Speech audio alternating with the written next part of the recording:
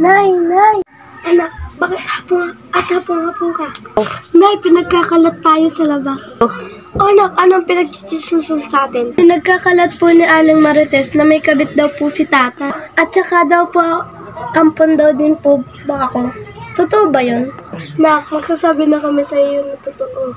Naampon ka lang namin at tatay mo. Kaya ka namin inampon ng tatay mo. Kasi ang tatay mo nagda-drugs. Dapat sinabi niyo agad sa akin nung una. Anong kagaluhan nito? Ba't may umiiyak? May nagsisigawan, ha? Inamin ko kasi kay Ella na ampon lang siya. Pero Nay, ba't yung sinabi na ampun lang si Ella? Masasaktan ang damdamin yan. Lalayas na ako. Go. Sige, lumayas ka. Bakit? Alam mo na ba kung bakit ka inampun namin? Go. Alam ko na dahil sinabi na sa akin ni nanay. Go. Nay, ba't mo sinabi? O, ikaw? Lalayas ka? Lumayas ka. Bukas na bukas ang pinto.